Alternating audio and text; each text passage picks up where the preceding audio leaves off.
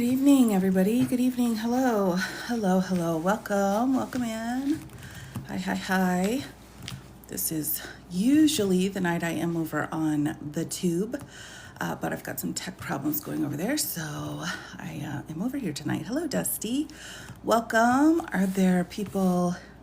Well, yeah, we're going to take a look. We're going to take a look at this complaint. This was just filed only a few days ago, although it seems like months. And we've got multiple people here who are bringing the lawsuit, and they're also asking for a class action. So maybe you can't see that. There we go. They're also asking for a designated class, which means that anybody similarly situated, they are requesting that they come and be included. And sorry, I'm just picking up my wand for tonight. So they're asking that anyone basically who is sent there for the reasons that they're putting out here in the complaint would all be included. Oh, thank you, Pink Cow. Oh, I tell you what, I have not been feeling great, and I did not even put any fake nails on tonight. So these are just my nails, so they're not fancy, but it'll do the job for tonight. So hello, Betharoni. Yes, so tonight we're going to be going through the Alligator Alcatraz complaint that has been filed. We also have got the docket here. Oh, thank you so much. I appreciate that. Oh, I'm happy to Pagal. Oh my gosh, what a fun name. I love it. So I do have the docket here. The complaint was filed on the 16th, and they are asking for a declarative and injunctive relief, right? So we know that in a lawsuit, that means they're asking the court to stop somebody from doing something. And I was wondering if they had asked for a preliminary injunction. No, they've not on that first piece. We have summons here.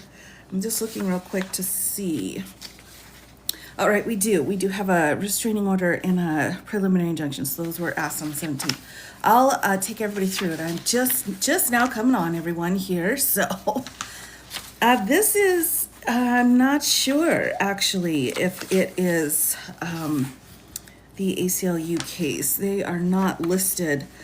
This is our complaint right here, and they do go through and list out the people involved, but I don't see the ACLU here. They could, although it's very likely.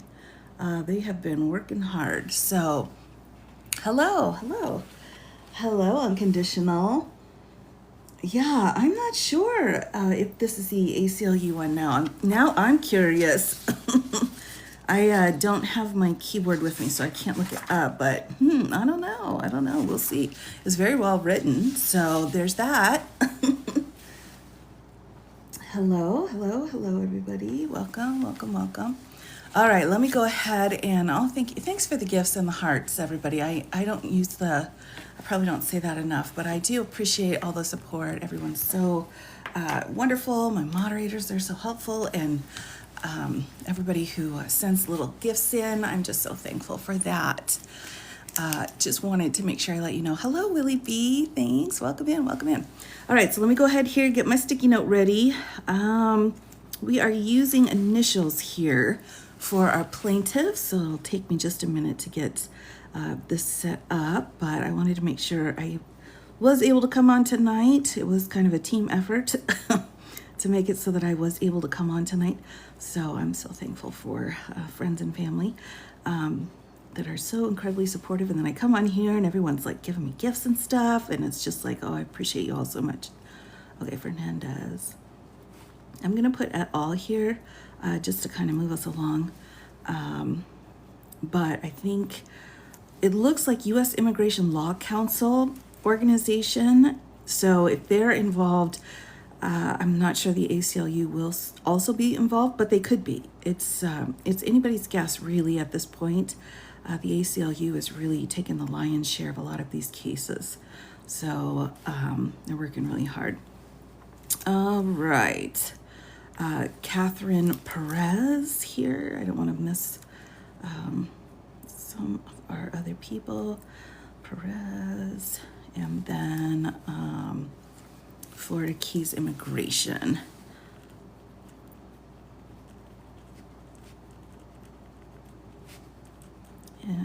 Immigration. All right. All right, that's the plaintiffs. And then this one, we're just going to put this as versus Noam here. Right, because, you know, it's her fault. So she's the one being included. Again, this is a complaint. And I don't particularly like calling it the Alligator Alcatraz title, but that seems to be what everybody understands or has heard of. So I'm just going to kind of go with that again here, although it is in the title of the, How about we'll do, oh wait, sorry, that was a different case. Let's do this. Whoops, that's not the right letter. Oh dear. Oh my gosh. So let's do, should we just say the Everglades? Yeah, it feels that way. Yeah, that too, rocket surgery. I don't think I can put that on my sticky note though. Let's just say it was, should we say Everglades? Okay, we'll do Everglades. That'll kind of be our middle ground here so that we don't have issues with the, the people that are watching. Everglades Detention Center. There we go. Detention Center. Whew, all right. We got it.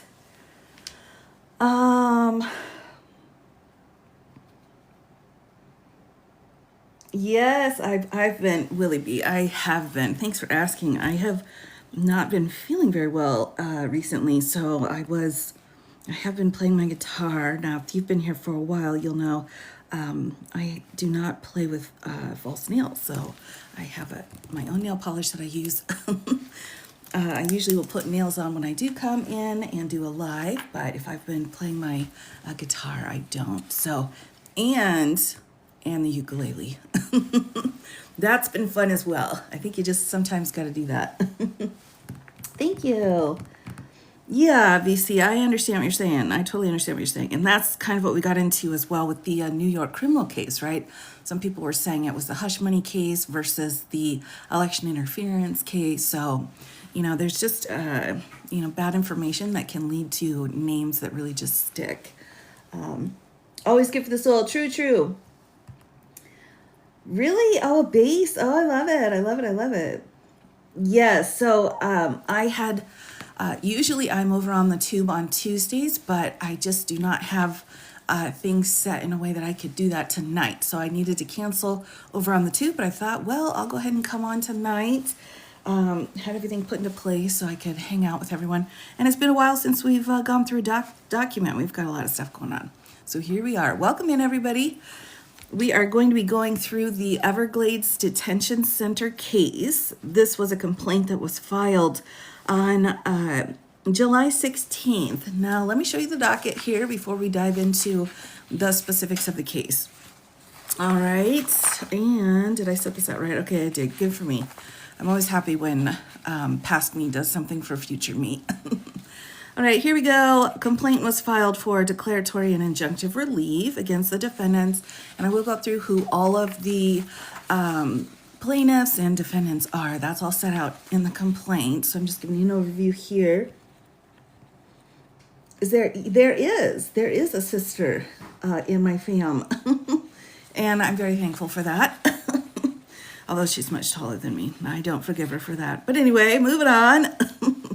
We have a notice here. So there was a judge assigned. So Judge Ruiz, the second. And we have a summons for the people who are our defendants, which of course we know are going to be Rubio and Noam and such.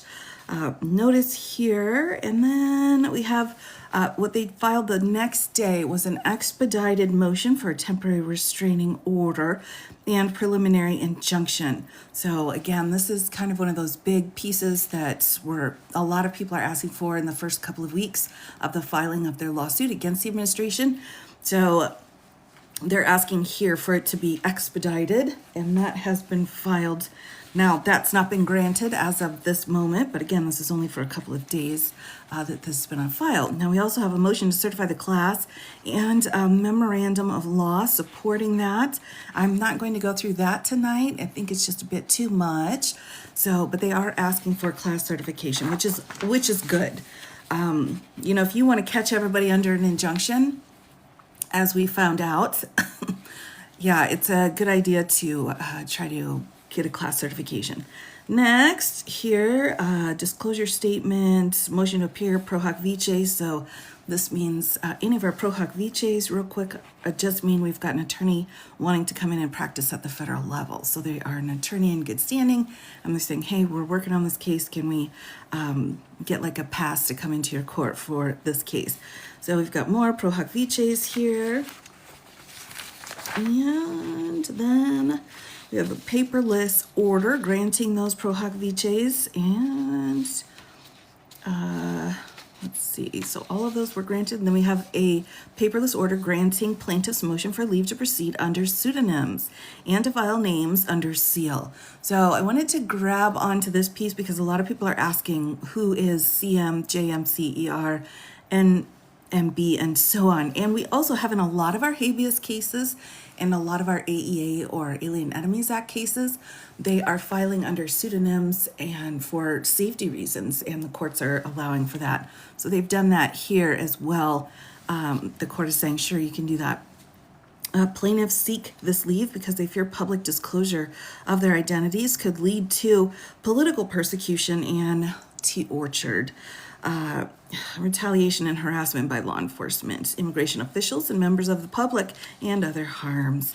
So they've listed it out in here. Factors that may counsel courts to grant anonymity to the parties include whether plaintiffs are challenging government conduct, whether the plaintiffs would be threatened by violence or physical harm by proceeding in their own names, and whether their anonymity would pose a unique threat of fundamental unfairness to the defendants. The motion establishes the plaintiffs have substantial privacy right in proceeding under the pseudonyms in this action, given that they face potential and substantial harm in the United States and in their countries of origin from attaching their names to these proceedings. Accordingly, given that plaintiffs have established good cause in support of their request for relief, motion is granted. Plaintiffs may proceed in this action, the pseudonyms listed in their filings. So again, I don't think we take enough time really going through and explaining why things are happening the way they're happening. And a lot of our cases have pseudonyms, which, you know, shouldn't be any big deal. This quantity of them is, I think, a little bit unusual, but I think the fact that they are worried about retaliation, sure, I think that's absolutely valid. So that was the last filing here on the docket. That was on the 18th. So nothing has happened since then, and I have the complaint here that I'll go ahead and just dive right on into, everyone. We have, again, our listed plaintiffs up here. On behalf of themselves and others similarly situated, we do have that class action request. There is a rule of civil procedure where you have to meet like 5 factors, and if you meet those 5 factors, you can be included in the class action. So that's, oops, probably can't see that. It's that filing is also coming, and that question will be answered as well. But this is just a complaint to get everything started.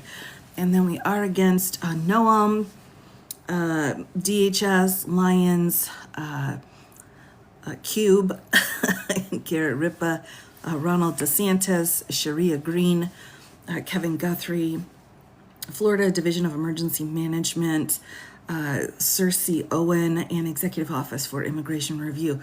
Now, just note, we have the state players are also here. We're not only dealing with the feds, they have pulled in the state players as well. So that's really important.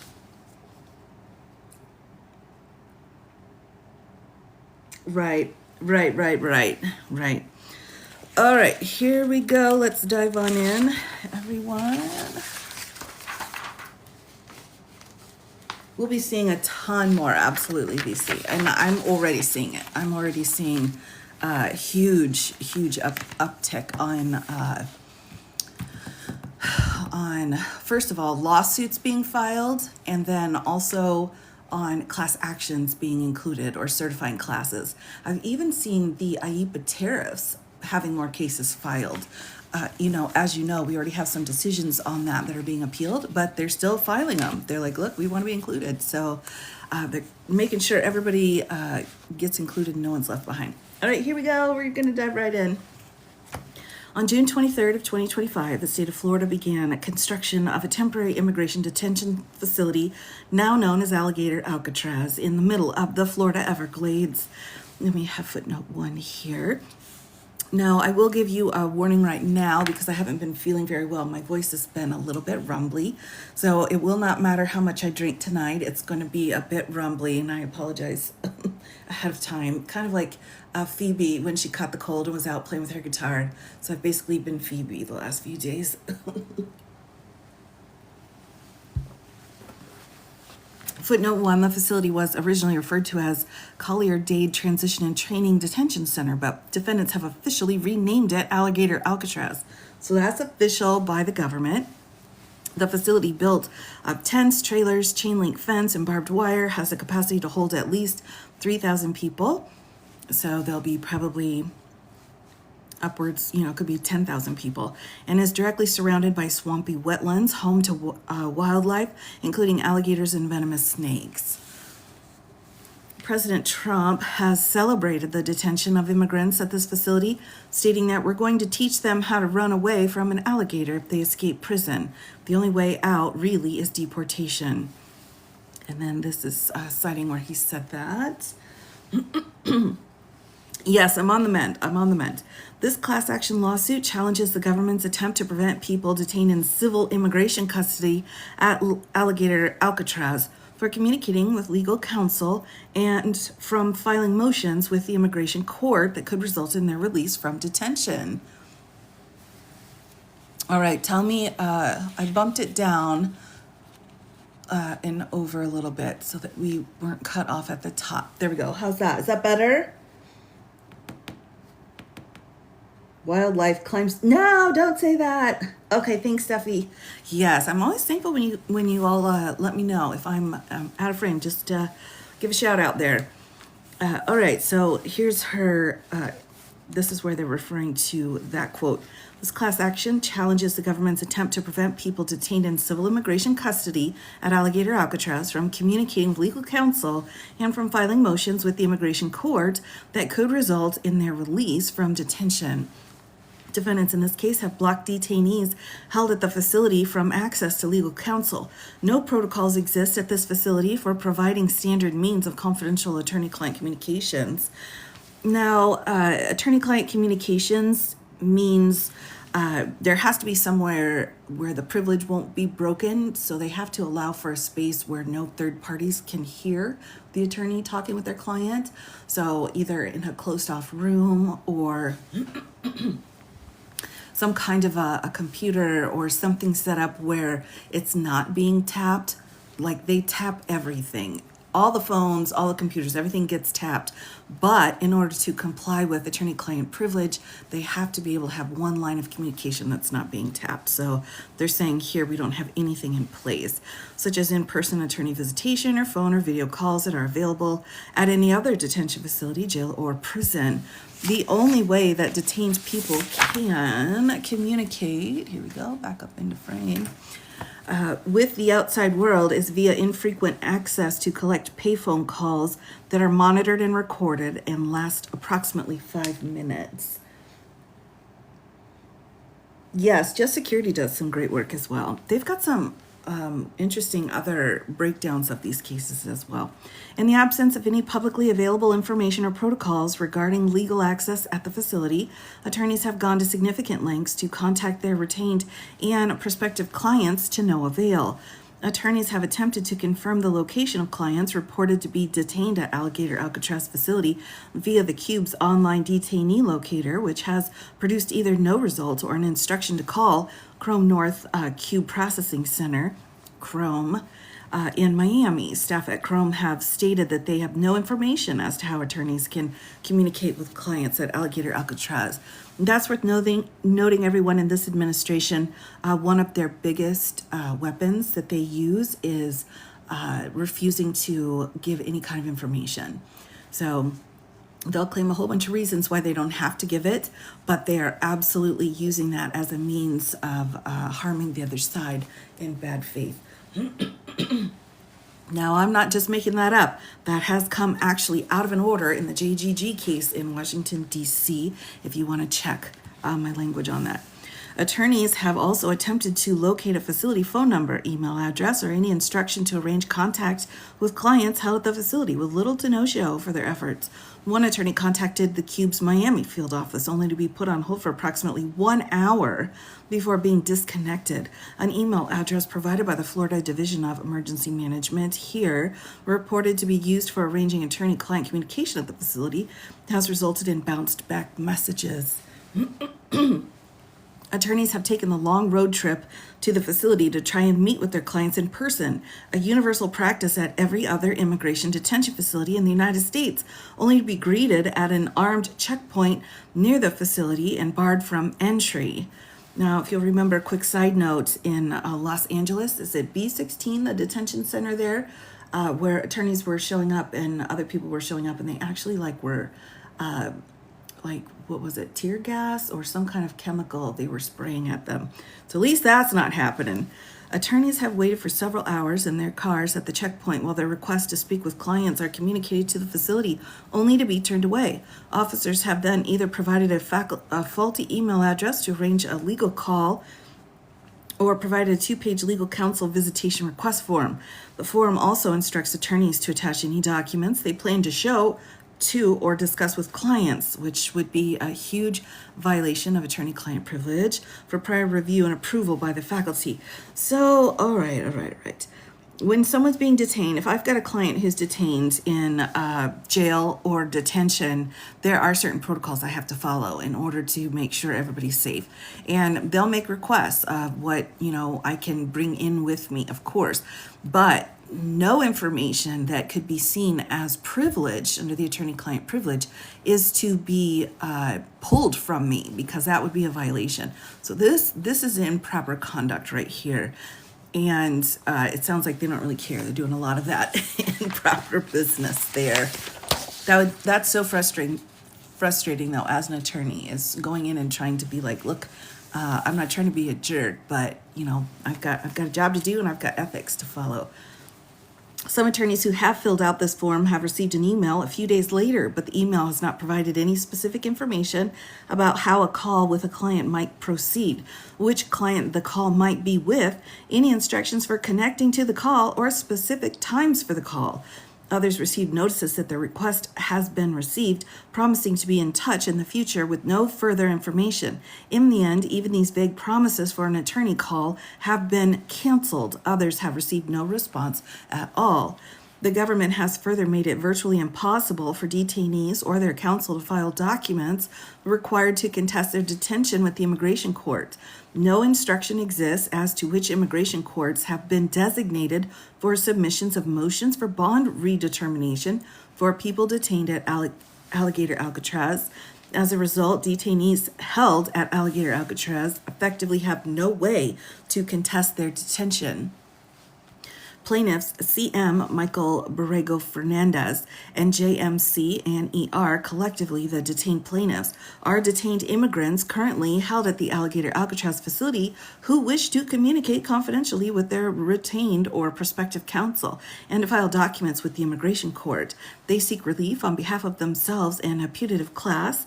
Plaintiffs' Florida Keys Immigration Law Offices here, Sanctuary of the South, and U.S. Immigration Law Council, collectively the organizational plaintiffs, are immigration law firms and legal service organizations whose mission is to provide immigration counsel to people in detention whose staff have been prevented from speaking with clients detained at the facility.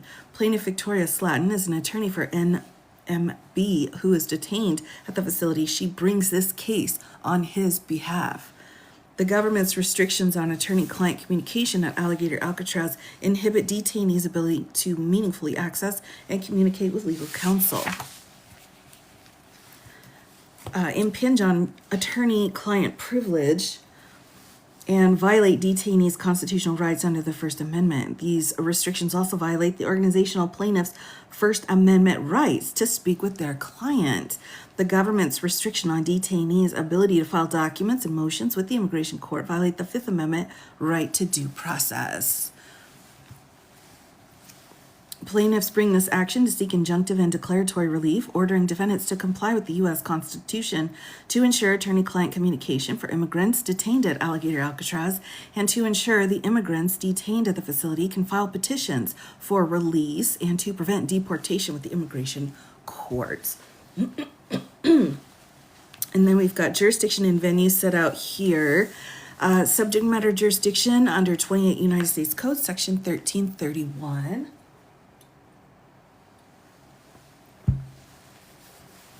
Which is a federal question jurisdiction. 1343 is original jurisdiction, and 702 is a waiver of sovereign immunity here. Plaintiffs' claims for relief are predicated under violations of U.S. Constitution by the federal government. 42 U.S. Code Section 1983, which is a civil rights violation by the federal government, which authorizes actions to redress the deprivation under color of state law of rights, privileges, and immunities secured by the Constitution and the laws of the United States. Venue lies in the United States District Court for the Southern District of Florida, pursuant to 28 U.S. Code, Section 1391 B and E. Oh, I'm glad you're here, DD4U. Oh, I love peaches. All right, here's our parties, everyone. Here are plaintiffs. We'll start with the plaintiffs, and they're going to be in blue, and then, of course, the defendants are in orange. Plaintiff CM is a non-citizen currently detained at Alligator Alcatraz. CM works as a landscaper, has a valid work permit, and no criminal convictions.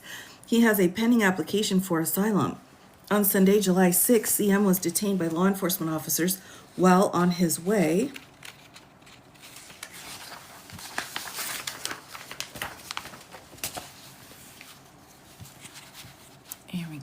to work. Immigration officers took him directly to Alligator Alcatraz, where he has been held since that day. CM has been represented by plaintiffs Florida Keys Immigration since November of 2023. His attorney has made multiple diligent efforts since his detention to have a confidential attorney-client call or meeting with him. CM wishes to be a named plaintiff in this lawsuit to ensure confidential private attorney communication for himself and similarly situated detainees at the Alligator Alcatraz facility. Plaintiff Michael Borrego Fernandez. Mr. Borrego is a non-citizen currently detained in Alligator Alcatraz. He's a Cuban national who lived in South Florida with his family prior to his arrest on June 10th by Miami-Dade County law enforcement for parole violation from outstanding traffic violations. He has been detained at Alligator Alcatraz facility since July 5th. He has a final order of removal and requires assistance of counsel with submitting credible fear requests in immigration court. Mr. Borrego is represented by Plaintiff Sanctuary of the South, or SOS, in his immigration court matters.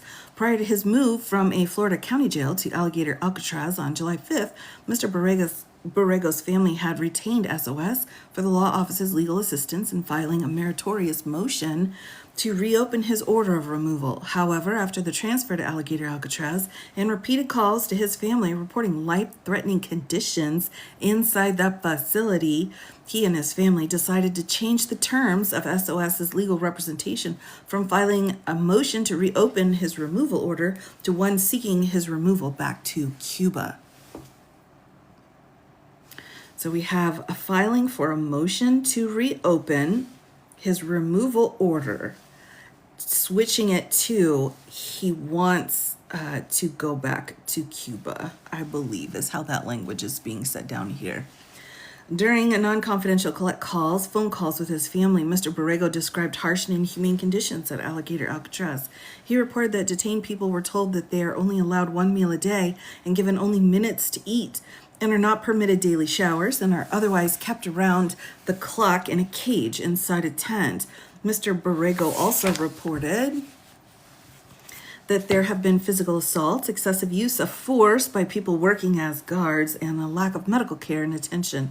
Indeed, on Friday, July 11th, Mr. Borrego experienced excessive and profuse bleeding. He was transported to a local hospital for emergency surgery. He returned to Alligator Alcatraz from the hospital a few days after surgery and presently remains incarcerated in the facility. His family reported to SOS attorneys on July 15th the facility staff were not providing him with post-surgical antibiotics the hospital had prescribed him, and that due to the heat and the humidity in the tents, he had infection stuff coming out of his operation site. He is experiencing a significant post-surgery pain. Oh my gosh. Since his arrival at Alligator Alcatraz on July 5th, Mr. Borrego's attorneys at SOS have attempted repeatedly and unsuccessfully to schedule and have confidential attorney visits or phone calls with him. They have contacted multiple state, federal, and contractor officials via phone calls and emails, and by physically traveling to the facility on July 10th. Are they considered arrested or are they detained? Good question. So that's a really good question. If you are detained, right, via the civil process, that detention, that language is going to be used in a civil case. You can be seized and arrested, but when you are arrested, we're talking about through a criminal road. So because these are civil situations, we're not talking about an arrest. That's going to be in the criminal world. Is it a seizure for the Fourth Amendment? Yes, but it's a detention through the civil route rather than an arrest through the criminal court. Great question. I mean, we'll probably use them interchangeably, but technically it's the difference between civil and criminal court. And requested a legal visit with Mr. Borrego and other detainees.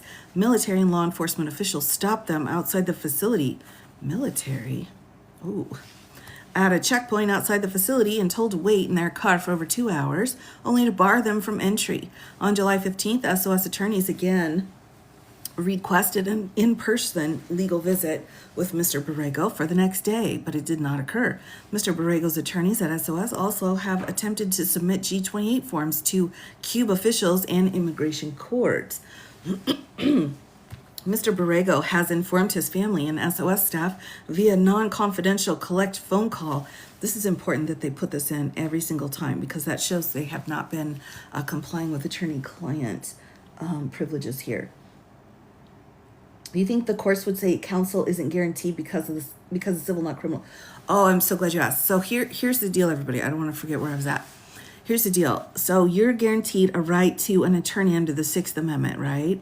So if you're being charged criminally, what they're doing here in this case, which in like all of these immigration cases, what they do is they put your right to an attorney through the due process clause of the Fifth Amendment. So they're saying, because the Fifth Amendment due process clause is the federal piece, they're saying because of the due process clause under the Fifth Amendment, you are going to need counsel, and that should be allowed to you in immigration.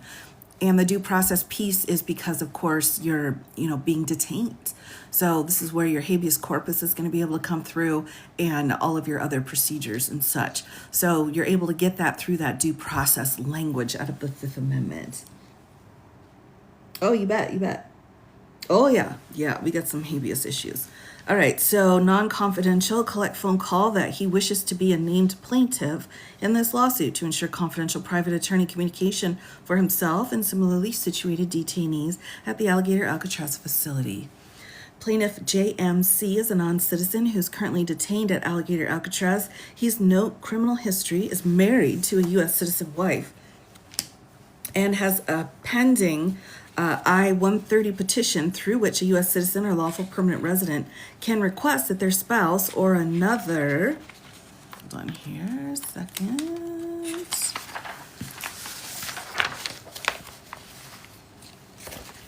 Oh yeah, the charges for using the phone or anything, oh my gosh, I know. Or qualifying family member be granted a green card. He already He's already in immigration proceedings. On Tuesday, July 8th, JMC went to Customs and Border Protection Office to try and obtain the Form I-94, which is a document that records a person's entry and authorized stay in the country. Immigration officials booked and detained him at the CBP office and took him to Alligator Alcatraz.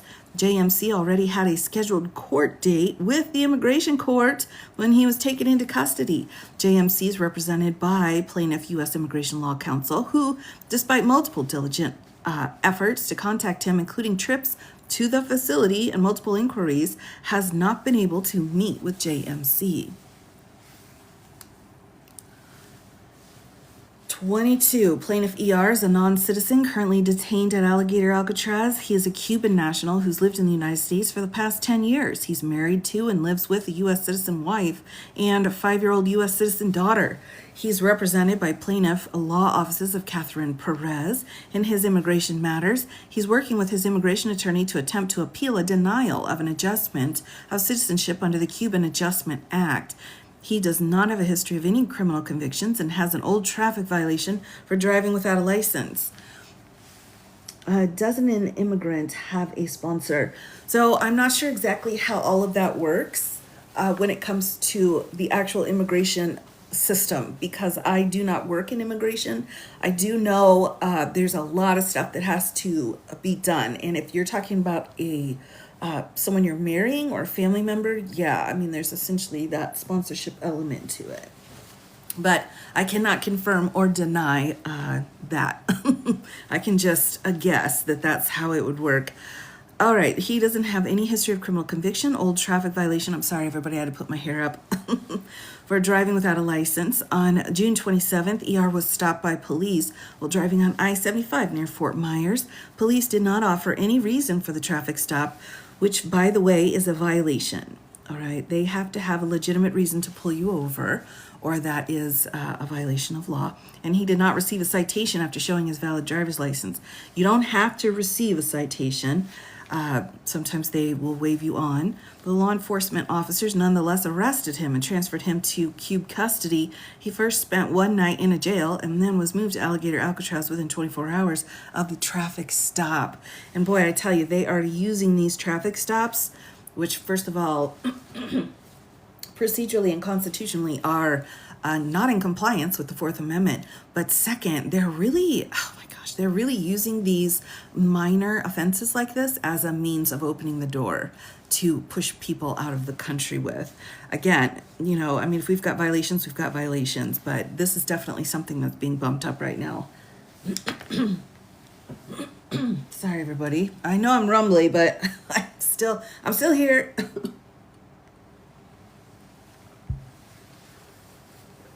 Because they're lazy. Oh my gosh, exactly right.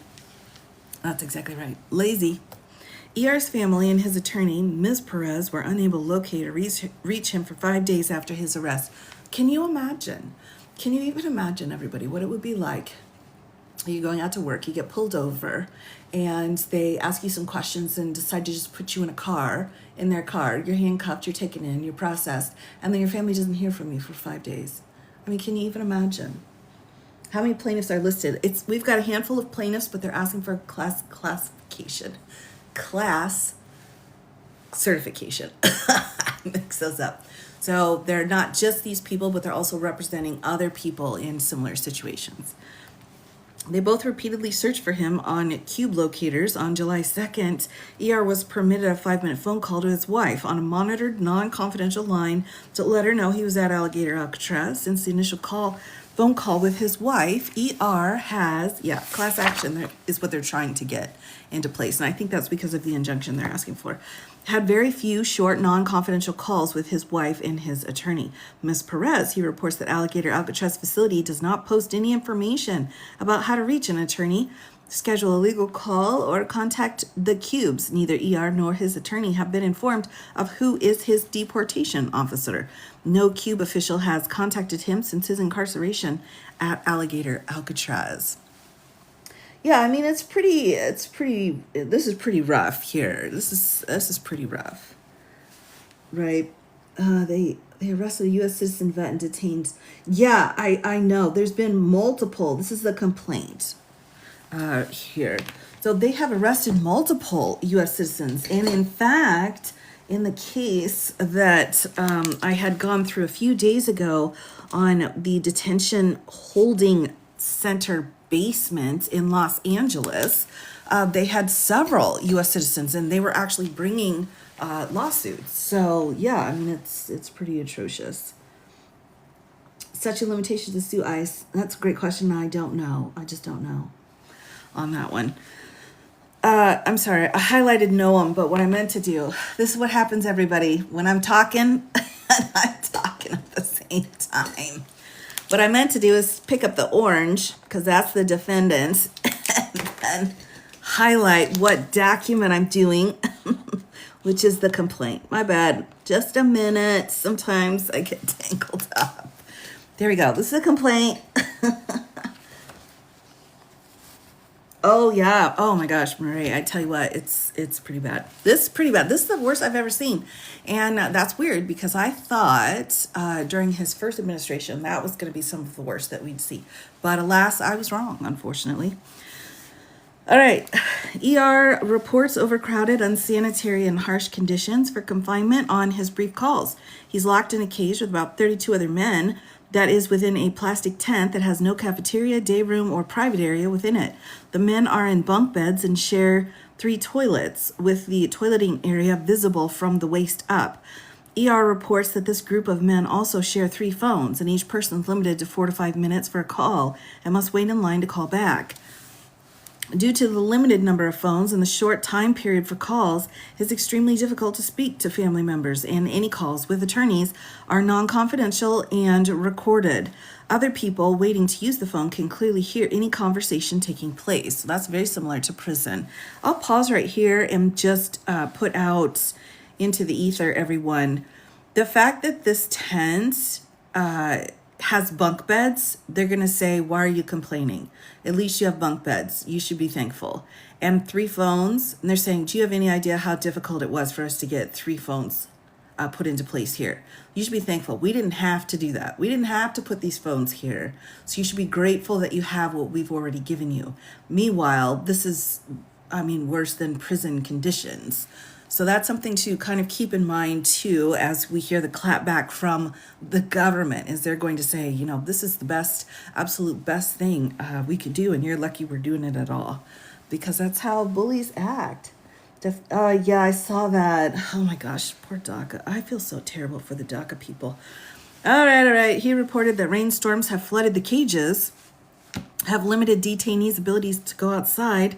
Due to rain in the facility's location, mosquitoes are a constant problem inside the tent facility, making rest difficult. There's no predictable or posted meal schedules, and on some days, the men only receive 1 or 2 boxed meals that contain a sandwich and a bag of chips. ER's attorney has made multiple diligent efforts since his detention to have a confidential attorney call or meeting with him. ER wishes to be a named plaintiff in this lawsuit to ensure confidential private attorney communication for himself and similarly situated detainees at the Alligator Alcatraz facility. Yeah, plaintiff, Florida Keys Immigration, is an immigration law firm based in Key West in Miami, Florida. It's operated by Amanda Velasquez. I apologize, I didn't say that right. Velasquez, an attorney who has practiced immigration law for 25 years. She represents 4 clients who are or recently were held at Alligator Alcatraz. Upon information and belief, at least 3 of her clients are currently detained at the facility. None of her clients at Alligator Alcatraz have any criminal convictions.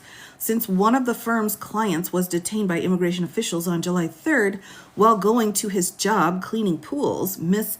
Velasquez has made multiple attempts to contact the state and federal officials to find out how to establish communication with clients at the facility. She has sought to confirm the location of clients detained at Alligator Alcatraz via the Cube's online locator system on a daily basis.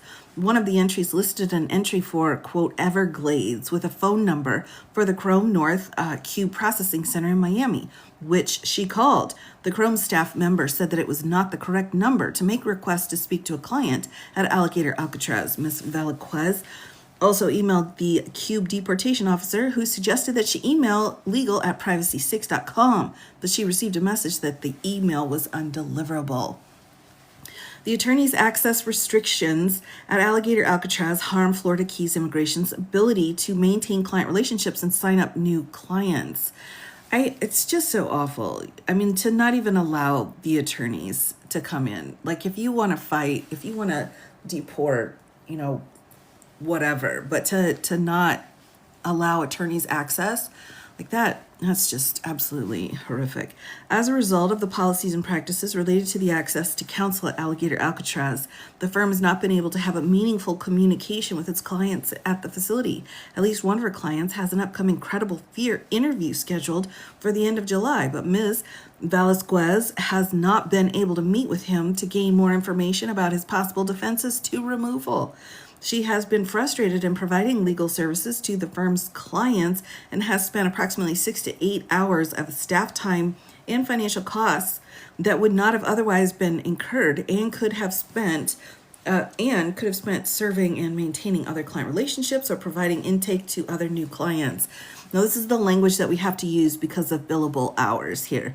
So you might say like, poor lady, she had to do her she couldn't hang out with other clients. But this is specific language to set out and say, this is how much we have lost. This is the harm that's been done because of the actions here. Just as a heads up. I mean, I don't believe so. So there, I'll put it that way. Plaintiff's Law Offices of Catherine Perez is a law firm in Doral, Florida. I just want to make sure here I'm in frame. That has provided legal services to clients in immigration matters since 2018. Its founding attorney is Catherine Perez, a licensed attorney in good standing with the Florida Bar. Plaintiff Perez PLLC represents ER, a non-citizen currently detained at Alligator Alcatraz, in his immigration proceedings. ER has no criminal history and was detained while preparing a bond request based upon his strong family ties to the United States. ER was taken into custody on June 27th and initially held at a facility in Dania Beach, Florida. Within 24 hours, he was transferred to Alligator Alcatraz, where he was unreachable and his whereabouts unknown to his family and his counsel for nearly 1 week.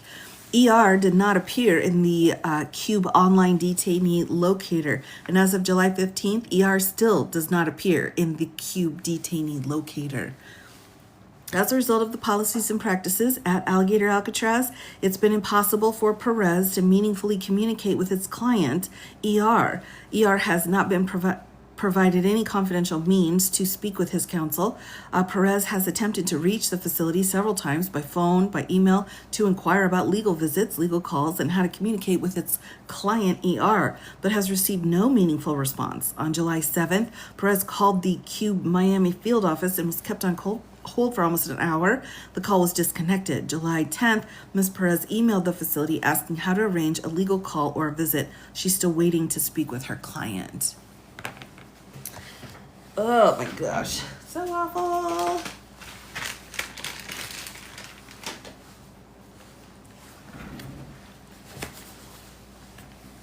As a result of these barriers to access to counsel at the facility, Perez has been unable to provide legal services to his client ER and has spent approximately 9 hours of staff time and incurred approximately $3,100 in expenses that would not have occurred had it not been for these barriers. Oh yeah, it's pretty bad. No, it's pretty bad. There's no hiding it anymore here. There's no way to keep something like this a secret anymore. Plaintiffs Sanctuary of the South, or SOS, is a legal services organization based in Miami with additional offices in New Orleans and Chattanooga, Tennessee. Part of its mission is to provide direct immigration legal services and civil rights legal representation to communities throughout the South.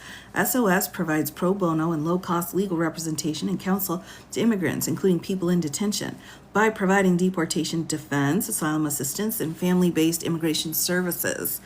SOS also represents and advocates for individuals harmed in federal custody, families of people who died wrongfully in Cube custody, and individuals physically abused by law enforcement. SOS represents people held in carceral and detention facilities due to their perceived or actual immigration status to advocate for their fundamental constitutional and human rights.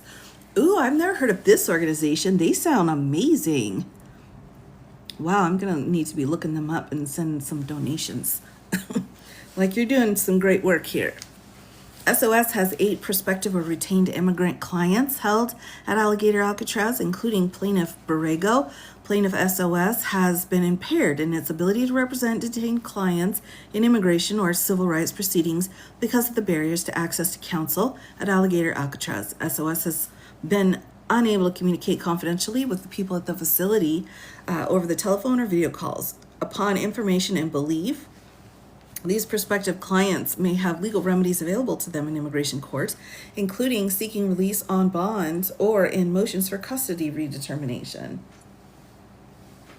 Oh, really? Oh my gosh. However, due to SOS's inability to have attorney-client access, it is impeded in its ability to represent these detainees in immigration court.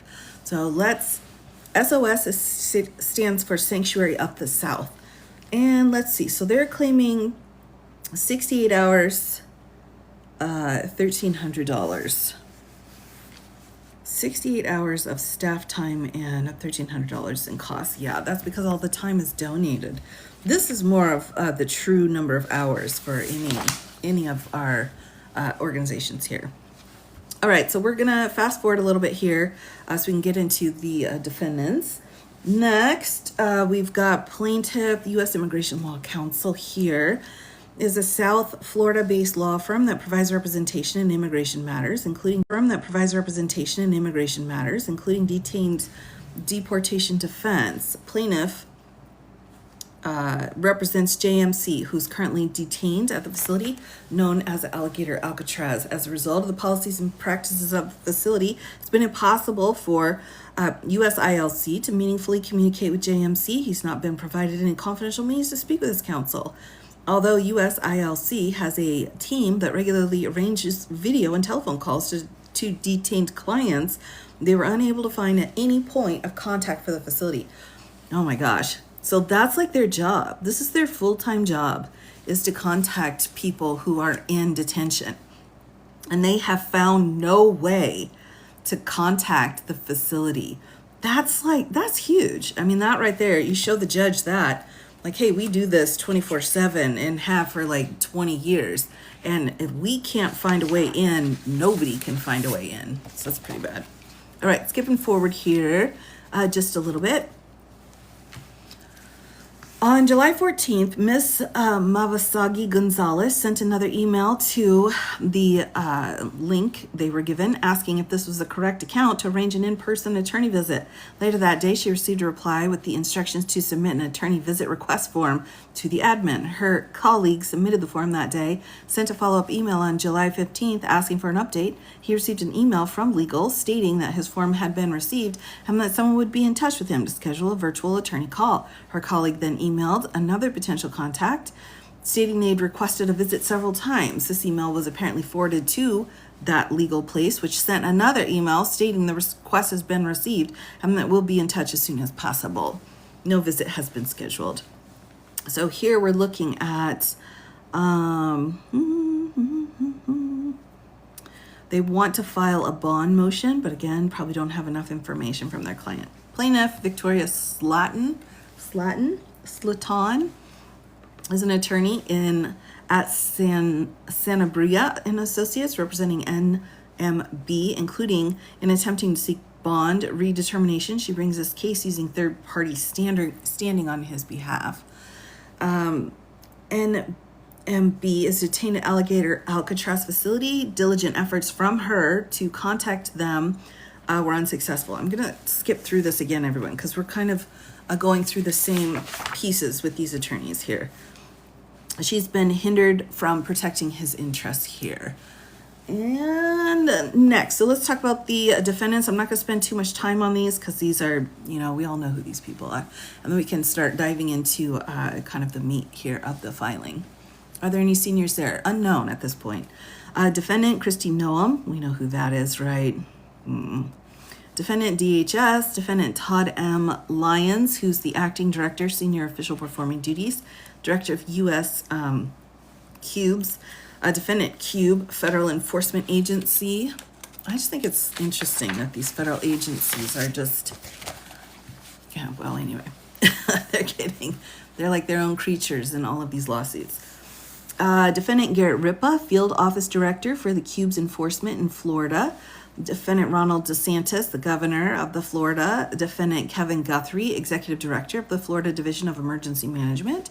Defendant Florida Division of Emergency Management. So the Executive Director, as well as the agency itself. Defendant Sharia Green, Director of Corrections and Rehabilitation Department out of Florida. And Cersei Owen, Acting Director of the Executive Office for Immigration Review. And then the agency that she was working for. Defendants Noam and all of these people are collectively referred to as the Florida defendants. Owen and EOIR are collectively referred to as the EOIR defendants here. All right, here's our facts. Whew. All right, we've gotten through the plaintiffs and the defendants. So finally, we can kind of take a look at the facts here.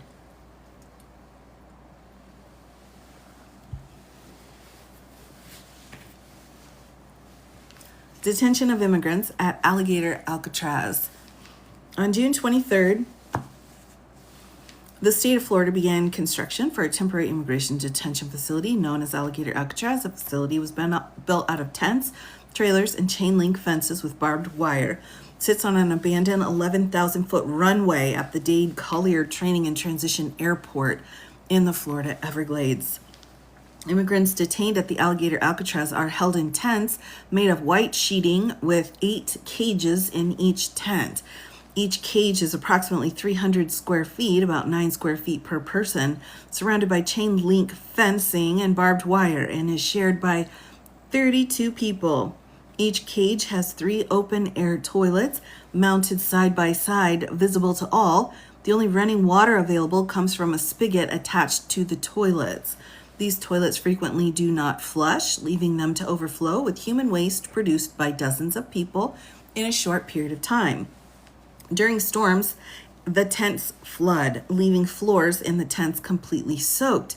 The facility frequently experiences power outages, leaving the tent with no light or ventilation. Detainees must endure extremely hot temperatures during the day and cold temperatures at night.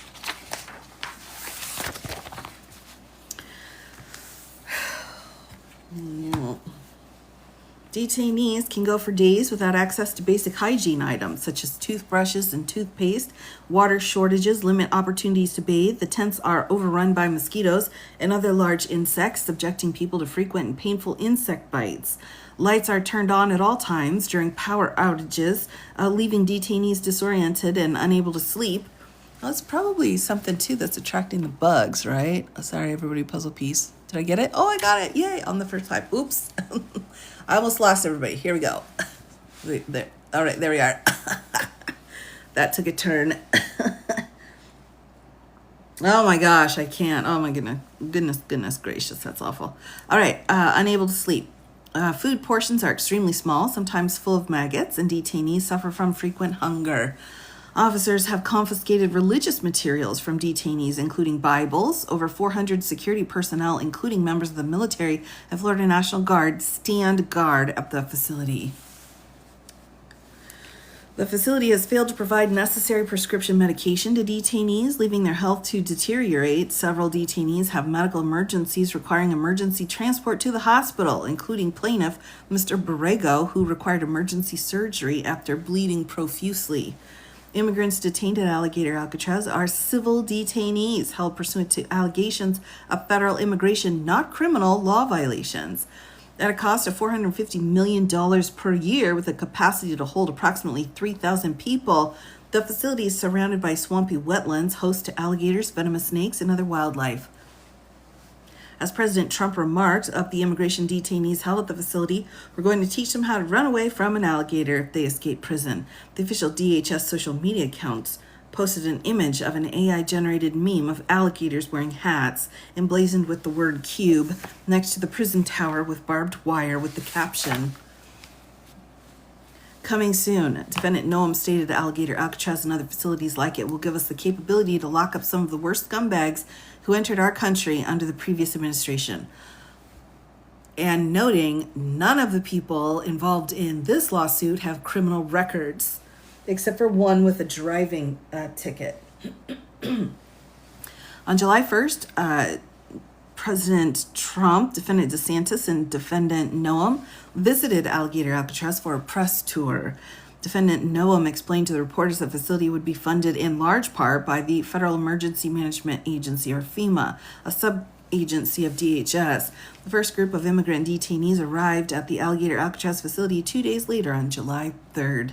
The Florida Division of Emergency Management posted a social media message stating that, quote, "The first group has arrived at Alligator Alcatraz, stood up in record time under DeSantis' leadership and in coordination with the DHS and the Cube. Florida is proud to help facilitate Mr. T. Rump's mission to enforce immigration law."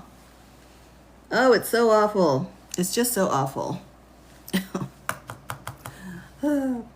Noam has stated that Alligator Alcatraz is held to the same standard that all federal facilities are. Now, that's just not true. Number 8 down here is her quote. "Federal immigration detention standards require that detainees have access to confidential communication with counsel. The Cube's national detention standards require in-person legal visits, standard 5 point, I don't know what that is. Sorry, everybody. My eyes aren't what they used to be. 5.5 G3 require private unmonitored legal calls. Standard 5.4 JK and bar staff from reading written communication to or from legal counsel." And then we've got another one here. So they're saying their own legal regulations are being violated. In a filing for another case regarding the facility, an official with Cube Arrow stated that Florida detains immigrants at Alligator Alcatraz, quote, "under the authority delegated pursuant to Section 287G of the Immigration and Nationality Act, codified by 8 U.S. Code Section 1357G. Here, and this is another lawsuit here. The official stated that 287G agreements generally authorize those entities to detain aliens under the immigration laws, and that the Cube's understanding is that Florida intends to operate its 287G facilities under those existing agreements." So anytime you see this phrase right here, their understanding, that's basically like a legal big red button, meaning that this is not confirmed to be actually okay. So this is how you can kick liability off of your own shoulders. You're like, well, it's our understanding that they did this. And they come back and they're like, well, we didn't do that. And they're like, well, that was our understanding. And they're like, well, we didn't do that. See what I'm saying? So it gets into a legal argument that you can present in court. So that can sometimes happen when, who has the duty and who breached the duty gets called up. The land upon which Alligator Alcatraz sits is owned by Miami-Dade County in Florida. On June 18th, Sharia Green, on behalf of Miami-Dade County, signed an addendum to modify 287G, memorandum of agreement with the Cubes to add language specifying that Miami-Dade would have the power and authority to detain and transport arrested aliens subject to removal to ICE-approved detention centers. So they are using this arrested language here.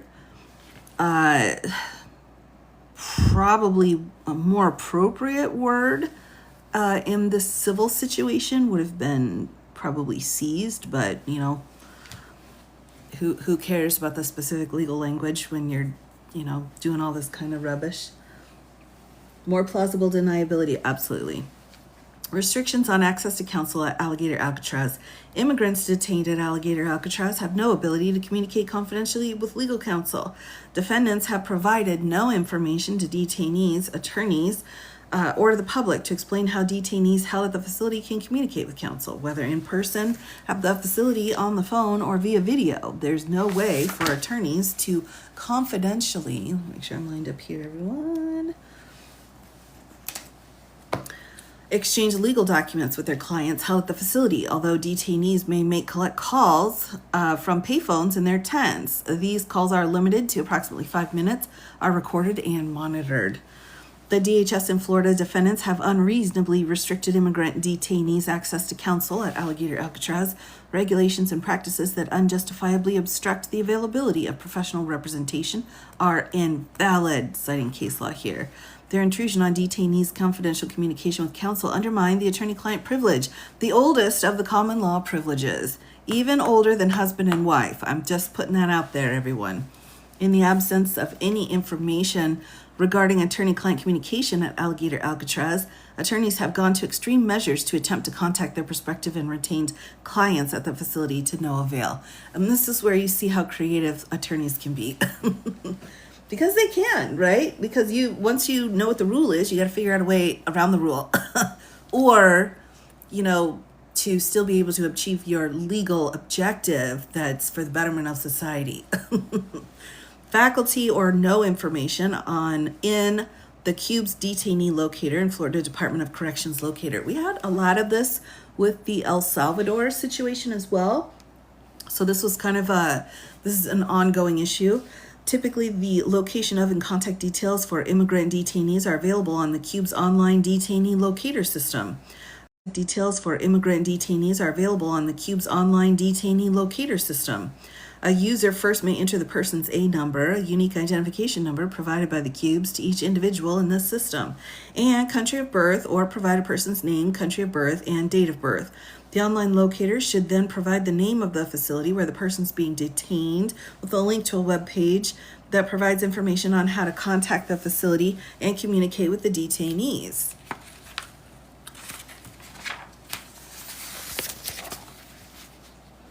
Attorneys who have checked the CUBE detainee locator for clients known to be held at Alligator Alcatraz from those clients contacting family or the attorneys via non-confidential payphones have discovered that the information provided on the CUBE's locator is erroneous, or their clients do not appear in the locator system at all. As the Miami Herald recently reported, individuals sent to the makeshift detention center do not show up in an online government database that allows the public to search for immigration detainees' whereabouts. For example, immigration attorney Amanda Velasquez entered the name of an A number for a client, name and A number for a client detained at Alligator Alcatraz. The locator indicated that he was at the Everglades facility, but provided a phone number to the Chrome North CUBE Processing Center. Ms. Velasquez called the number and spoke with a staff member who said she'd received a ton of calls about Alligator Alcatraz, but despite the CUBE locator, Chrome was not the proper place to make those requests to speak with or seek information about clients held at Alligator Alcatraz. The staff member then suggests that Ms. Velasquez emailed the ICE deportation officer at Chrome assigned to her client's country of origin. Punishment certainly doesn't fit the crime, especially in the civil. Well, right. And, one thing, too, here to note, and I think that's such a good point, there's no crime. There's no crime. This is a civil violation. So it's a civil situation. So there's no crime. So there should be no punishment. Now, if you're in a civil situation, there's accountability, meaning you need to kind of correct the wrong that you've done. Right? So correcting the wrong that you've done for immigration would be, deportation. But also, you have to keep in mind that the idea, you might be thinking like, well, how can they do this to other human beings? And I think this really goes strongly with this whole idea that the example I would use is, I think a lot of people feel like if it's out of sight, it's out of mind, right? So if you just throw away your trash, you just put it in the bin, you leave it on the curb, then, the garbage people come and pick up your trash, right? Then it goes into the world. And not following it, not recognizing that there's no away. It doesn't just go away. There's no away. Like, where's it go? Landfill? Does it get burned? Does it go into the ocean? Does it go to the state that's south of you? Like, there's more steps than just those first three. And I think a lot of what's happening here is the blinders everyone's putting on after those first couple steps. Like, we need to have this many people detained or arrested in one day, and then into detention centers, all right? And then after that, they need to be deported. And then that's it. Like, none of the rest of the journey is considered here. And I think it's not just because they're inhumane, but it's privilege. They don't have to think about those other steps. They can just do what they want because of their unlimited power situation. So to me, that is so horrifying when you actually take a human being and you put a few steps into place, and then you're like, well, they're not a problem anymore. I think that's just awful.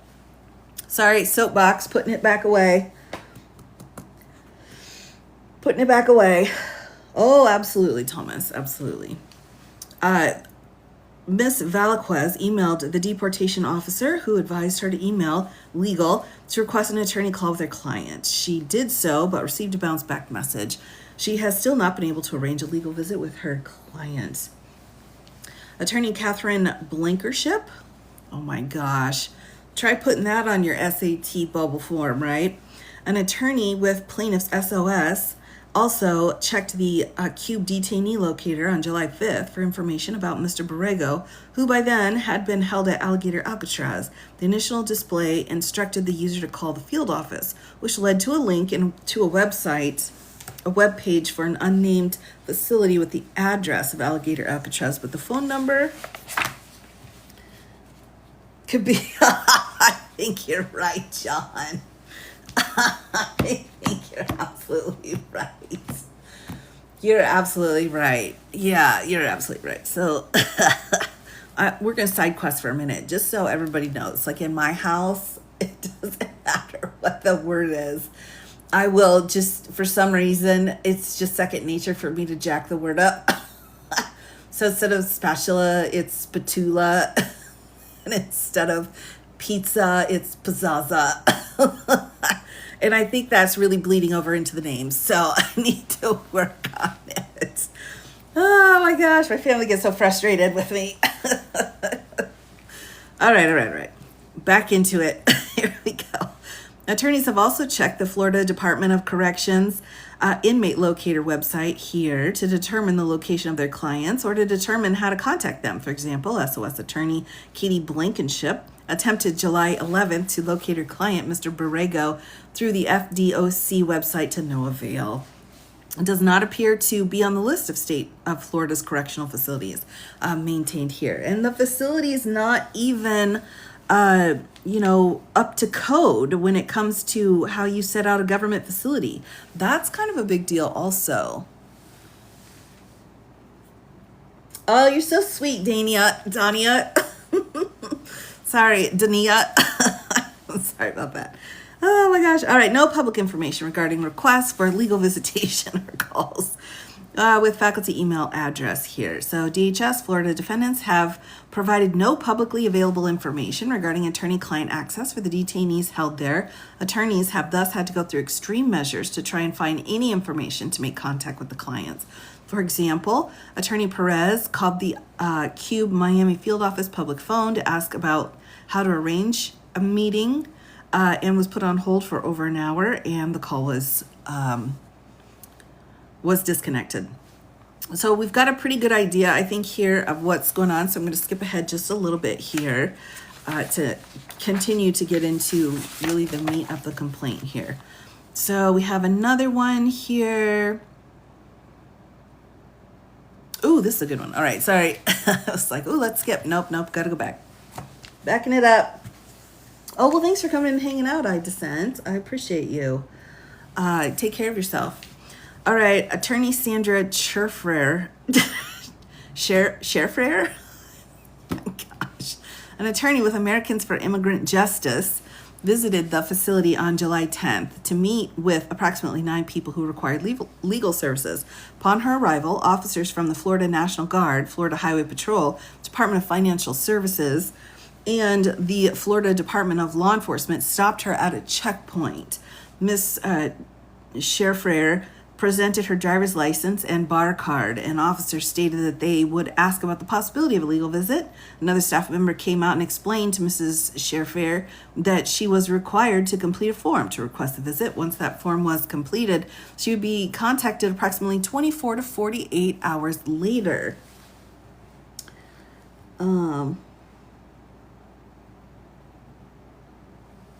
Right. She completed the forms and she waited for the request, but at this point, she would have to return to the facility to complete the same form again. So let's fast forward again here to our next piece. So, and they're setting out what the form is here. That's what this is. What do you need to fill out, which is pretty typical attorney. Share fair stare. That's funny.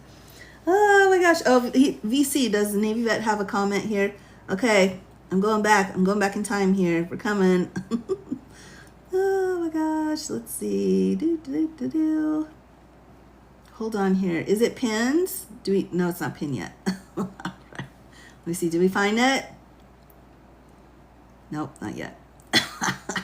All right. Well, yeah, you'll have to pin it, everybody. Sorry, couldn't go far enough back. My bad. All right, here we go. We've got a form that's been completed. We've got an email that's been bounced around. We've got driving to the facility and being turned away at the door. Here, 30 minutes of waiting. Let's see. Justice attorney tried to visit also. Guarded members. Florida National Guard members and combat fatigues, and several state troopers stopped them at the checkpoint. Oh my gosh. All right, here we go. Next big piece in here. He's asking if you're familiar with a case called U.S. Attorney v. Russell from the Maryland District. No, not off the top of my head. I'm not sure what would the subject matter be. That might trigger my brain library of case law. Okay. Here. All right, I see you, Navy Vet. United States of America v. Russell. Right. Yeah, I'm not sure. Was that a recent case? Looks like it might be relatively recent. I'm writing down the number here so I don't forget any of that. All right, there we go. I'll have to take a peek at it. All right, here we go. Detainees held at Alligator Alcatraz cannot file requests for release or bond to the immigration court. Entrapment. Oh, okay. Interesting. I'll have to take a look. Immigration attorney Victoria Slatton has been unable to file a motion for bond, who's detained for NMB, who's detained there because she can't get enough information. Just came up. Okay, interesting. Let me fast forward again here, everyone. They're going through and explaining what I've kind of already gone through, right? The troubles that they're having getting communication with their clients here. So other detention and prison systems ensure attorney access, which is absolutely true and required by law. Response to the administration suing all the... Ooh, oh, really? Oh, that would be great. Yeah, that was an interesting filing there. I love that. We've had the Maryland, the judges are getting dinged a little bit there, but they can take a few dings. I'm just going to say that. All right, here we go. Class action allegations. We're coming down to the end here, everyone. We're going to wrap it all up here with the complaint charges here. Plaintiffs bring this action under Federal Rules of Civil Procedure 23A and 23B2 on behalf of themselves and a class of all other persons similarly situated. Plaintiffs propose to represent the following proposed class. So this is who they want to have included. All persons who are currently or in the future held at Alligator Alcatraz. That's pretty broad. So like anyone. That's pretty broad, but that's all right. You know, it's a very specific location, and the cap of people would be 3,000. So those kinds of things, I think, would qualify it for having that kind of a broad designation. The proposed class satisfies the requirement of Rule 23A because the class is so numerous, the joinder of all members is impracticable. There are currently at least 700 immigrants reportedly detained at Alligator Alcatraz. The proposed class also includes numerous future detainees who will be held in the facility. The government stated that it intends to continue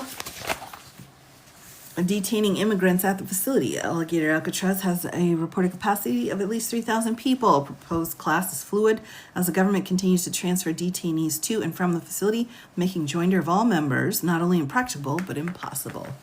And then we will fast forward a little bit more through the different elements required for class certification here, and we can get into the claims for relief here. Now, a couple of these are going to be a bit repetitive, so I'll point those out. But the first count on behalf of the detained plaintiffs. So this is the key piece to look in our counts. Who are we pulling the count against? So on behalf of the detained plaintiffs and the class here, against DHS defendants under the Constitution. So First Amendment of the Constitution guarantees that the plaintiffs and the proposed class have a right to hire, consult, and communicate with an attorney. The government may not unreasonably restrict this right. That First Amendment is going to be one of your civil rights. Again, that's going to flow through that Fifth Amendment due process piece as well. All right, so you got that First Amendment and that Fifth Amendment. By unreasonably restricting the plaintiffs and the proposed class of the ability to retain, consult, and communicate with counsel, DHS defendants have violated and continue to violate their rights under the First Amendment. And we'll skip down to number 2 here. Now we're talking about the individual plaintiffs and proposed class violating 42 United States Code 1983. Again, that's our civil rights action against the government. So let's look over here. The First Amendment to the Constitution guarantees detained plaintiffs and proposed class the right to hire, consult, and communicate with an attorney. The government may not unreasonably restrict that right. Here, they have no remedy for clear, adequate remedy at law for this violation of their constitutional rights, left to suffer irreparable harm as a result of defendant's conduct. So we've got 1 under the amendment to the Constitution, 2 is a 1983 action. So here's number 3 on behalf of the organizational plaintiffs, right? So we have 2 sets of plaintiffs here. We have the plaintiffs who are, our letters, and then we have the plaintiffs who are organizations. So they're going to go through and hit the counts the same way. See what I'm saying? So we had a U.S. Constitution violation, and then we had a 1983 action. So here, and that was just for the lettered people. Now, count 3 is the organizational people, violation of the U.S. Constitution, that First Amendment here. And they're going through and explaining that case law, how they have that violation of the First Amendment. And then you will see here, now we've got a violation of 1983 for the organizational plaintiff. So that's how we get to 4 counts here, everyone. I'm not trying to withhold information. All right, now here's count number 5. Violation of the Fifth Amendment rights. Now we've got due process on the table, and they're putting in for Miss Latin, who's an attorney, and then who is representing NMB. And this is our Constitution question. So this is who the plaintiff is for count number 5. And then I think that's it. I think everyone's been covered there by those 5 counts. So let's take a look and see what they're asking for here under the prayer for relief. The prayer is what we put at the end of a document to remind us that we started this particular kind of legal system from Puritans. So that happened. Wherefore plaintiff's request, the court grant the following relief. Enter judgment for the plaintiffs of the proposed class and against defendants. Declare that DHS and Florida defendants' actions violate the First Amendment rights of detained plaintiffs and the proposed class members to retain, consult, and communicate with counsel. And that the DHS and Florida defendants' actions violate the organizational plaintiffs' First Amendment rights of free speech and association. That's one piece out of the organizations, too, that is added. Declare that the EOIR defendants' actions violate the Fifth Amendment procedural due process rights of NMB to a full and fair custody or bond redetermination. Order DHS or Florida defendants forthwith to permit and ensure that the detained plaintiffs and the proposed class members can meet and confer confidentially with counsel in person and in scheduled, timely, free confidential, unmonitored, and unrecorded attorney-client telephone conversations with accommodations for interpretation in order for counsel to advise them of their legal rights and to provide them with legal assistance. Here, order DHS and Florida defendants to provide and ensure a method for detained plaintiffs and proposed class members to place timely, free, confidential, unmonitored, and unrecorded outgoing legal calls, and to individually provide detainees with clear instruction and process for doing so in English, Spanish, and Haitian Creole at book-in. Order DHS and Florida defendants to provide and ensure a method for timely and confidential legal exchange and signature, including via fax, email, or electronic signature platform, courier service, and mail. Order DHS and the Florida defendants to maintain publicly available information regarding protocols for attorney-client communication via defendant Cube and/or state Florida websites, which is required by law. You're supposed to have that there. Oh, I know. It feels hopeless, but yes, it will make a difference. It will make a difference. I know everything's moving really slow, and it feels like, so much harm's being done. I know, but this is huge. This is a huge situation, and it is going forward. And again, they're just trying to go as quickly as possible to try to right the wrong that's been done here. Order DHS and Florida defendants to provide written information regarding protocols for attorney-client communication in English, Spanish, and Haitian Creole to all persons detained by defendants. So everybody who is being detained should be given information on how to contact an attorney. Why are they able to violate the law? Well, it's one of those things where,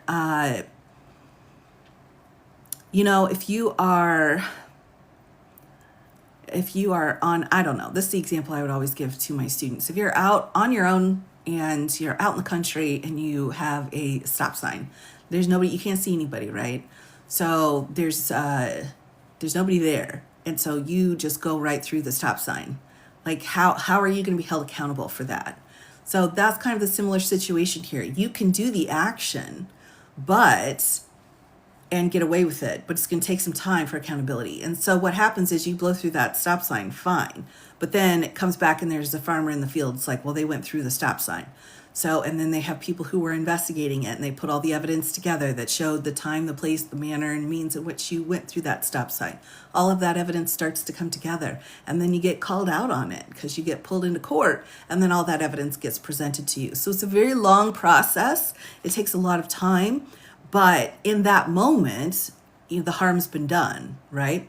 So what we do then in the legal system is we try to go back and make it right. But it takes a long time. It does take some time. Do it, ask for forgiveness later. Exactly right, which is awful.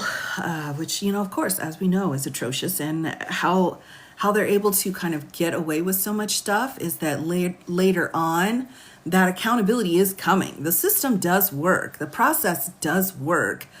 Most of the time. It's just, it takes a lot of time for it to happen. And because we're so quick right now, we want to know exactly what happened today, and what case, what's going on.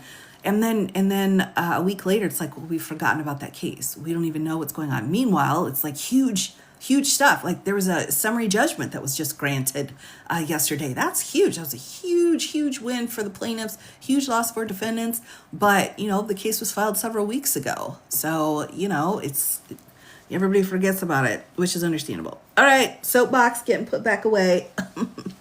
Order DHS and Florida defendants accurately update the location of detainees held in Alligator Alcatraz and defendant immigration and customs enforcement online locator system, and I think they need to do this better for everybody.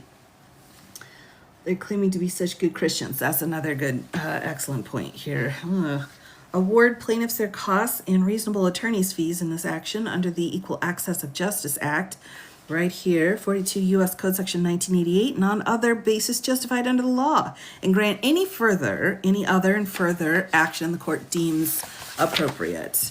And then we've got it signed here. Oh my gosh, is this Eunice? I'm sorry, I don't know this person, but I love this name so much. I just don't see enough Eunices out there. So, hey, thanks for having such a cool name. Anyway, I digress again. It's getting late. So here's our plaintiffs. They've filed, and again, to flip this back over, here are the letters of different plaintiffs involved, and then the organizations as well. So they've broken this into two groups, although technically I would say that Miss Latin is the third one. So we've got one group of our letters of people, we have our organizations here, and then we have Miss Latin, number 3, and this is because there is a bond hearing involved that's being disrupted. All right, so it's a very interesting case. I really, really hope it can pick up a little bit. They did, again, ask for an emergency, here we go, emergency expedited motion for temporary restraining order. They put in all of our declarations here that they're going to need, and they've requested a hearing. This has not been responded to at this point. We need to get a response from the defendants, and then we need to get the judge to set a hearing date. But that's the first thing that you do when you file cases like this, and we'll see if that will be put on hold. And the thing is, if they're asking for a restraining order from these actions, then what they'll need to do is try to make those accommodations to allow the lawyers in to see their clients. That's what they're asking for with this restraining order and preliminary injunction. What they're asking for is to be able to go in and see their clients. Yes. So that ends the story for tonight, my friends. Yikes. That's awful. That's awful. We hate it. But, one foot in front of the other. We'll keep going. Thank you, Mijanu. Sorry, everybody. I tell you what, I need to take a class on that. Oh my gosh. Summary judgment was issued in the Crew case. It was a case where the appropriations from Congress, that information is public information, and they had not put it up on the website. They just took the information down, and Crew's like, you can't do that. That's against the law because it's public information. And the judge was like, yep. Thank you, VC. Exactly. You got it. I'll be posting on that case. If I'm not already posted it, I'll be posting it here in the next half hour or so. That'll be my last post for tonight. But I will, thank you, Lavender. I will go ahead and sign off for now. Thank you, everybody, for coming by. It doesn't feel like America anymore. But, the one thing about that meme, Nano, that I would say is that I think one of the things that has been hidden from the public, in all honesty, truly in all honesty, is how ugly the criminal justice system really is. And so I feel like this situation is shining some light on some of the things that go on in the criminal justice system that the American people don't know about. So I think this is something that occurs. It's just not been put into a place where people could understand really how it would go. How can the AG meet with Maxwell without prosecuting attorney? That's a great question. I do not know. This AG is out of control. I was just looking up today how to impeach an AG. The federal level, we've had people talking about it, but it's really only been successful at a state level, not Texas. So I don't know, but she's like, the American Bar Association's already like she's unethical. I mean, there's problems. She shouldn't be wading in like that. That's out of her, it's out of her territory. Has it always been this way? I would say the level of treating people as though they're not humans and harming them because of that has always been there, yes, but it's been hidden. And I think in the criminal justice system, the longer you work in it, the more you will see people being treated as though they're not humans, and then you recognize that, but that's kind of always been there. But I don't think the American people have really seen it before, and we're seeing it now, just out in full display. So, again, I think there's a lot of things that happen, especially, oh my gosh, criminal justice and in our mental health world as well. There are a lot of lines that get crossed quite a bit and then covered up. So, but again, I know it's horrible, but one thing is, even with that, the silver lining is that it is finally getting talked about. It's finally getting looked at. It's finally getting taken care of by new laws we need to put into place, new procedures we need to do to clean it up. So at least there's that. I think that's all right. Everyone in court are criminals. Exactly, Navy vet. Exactly. And so what does that tell you about how they treat criminals? Like, they're American citizens too, right? So, I mean, it's just really, it's a difficult moment, but we're learning. Well, with that, I'm trying to leave you on a positive note. We're learning, everybody. It's going to be all right. We're going to be okay. Oh, we're going to be okay. I think she does think she's immune. I think she has some kind of ego that is like a super genie ego where she's like, I will do whatever I want. But I think she's walking down a pretty dangerous road at this point, though. Take care, everyone. Have a good night. I'll see you all again very soon. We're going to be okay. We'll keep making it through.